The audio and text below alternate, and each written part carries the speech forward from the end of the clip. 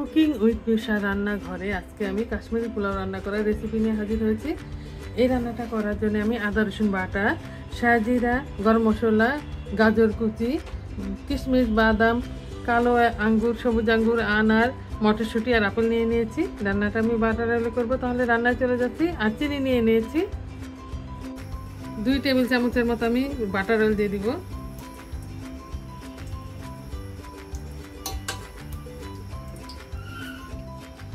এক টেবিল চামচের মতো আমি ঘি দিয়ে দেব। এবার শাহজিরা আর গরম মশলা দিয়ে দেব।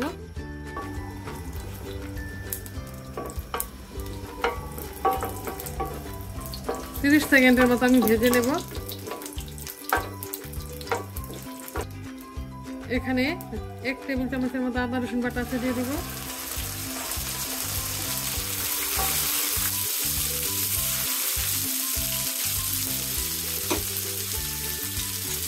গাজর কুচি দিয়ে দেব।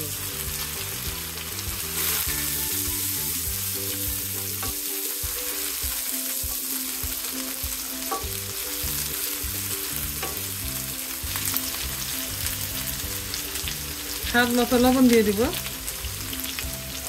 আর বাদাম আর কিশমিশ দিয়ে দিব।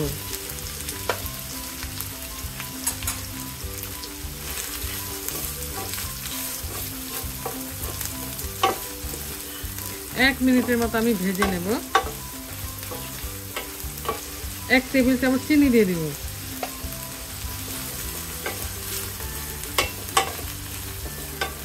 দুই মিনিটের মতো আমি ভেজে নিয়েছি।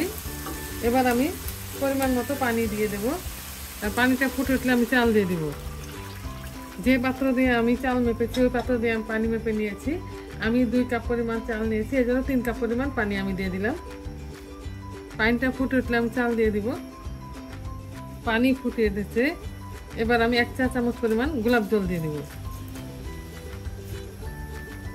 আর মটরশুঁটি দিয়ে দিব।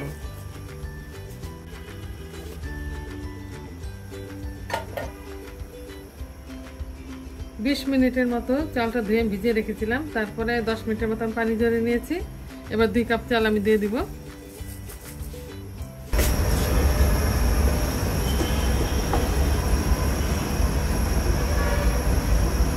ঢাকনা দিয়ে আমি কিছুক্ষণ রান্না করব, 3 মিনিটের মতো। চুলার আঁচটা মিডিয়ামে রেখে 3 মিনিটের মতো আমি রান্না করেছিলাম। একটু ঢাকনা দিয়ে দিয়েছিলাম। 2 মিনিটের মতো আমি ঢাকনা রেখেছি। আর চালের পানিটা অনেকটাই টেনে আসছে, আর ঢাকনা দেব না। কিছুক্ষণ পরে আমি দমে দিয়ে দিব। পানিটা আরেকটু টানিয়ে নেব। চালের পানিটা অনেকটাই টেনে আসছে। এবার আমি 15 থেকে 16 মিনিটের জন্য আমি দমে দিয়ে দেব। তবে মাঝখানে একবার নাড়া দিয়ে দিব। চুলার আঁচটা একদম নিভু নিভু করে দিব। আমি 16 মিনিটের জন্য আমি দমে দিয়েছিলাম। এবার 8 মিনিট হয়ে গেছে। বলেছিলাম মাঝখানে আমি একটা নাড়া দিয়ে দিব। এবার নাড়া দিয়ে দিব।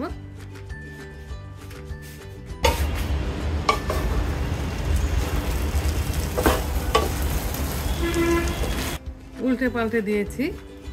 এবার আরো 8-9 মিনিটের মতো আমি দমে দিব। তারপর চুলাটা বন্ধ করে দেব।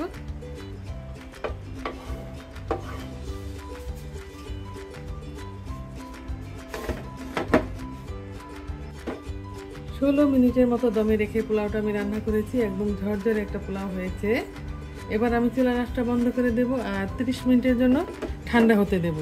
তারপরে আমি একটা সার্ভিং ডিশে নিয়ে দেখিয়ে দিচ্ছি রান্নাটা আমার কেমন হয়েছে।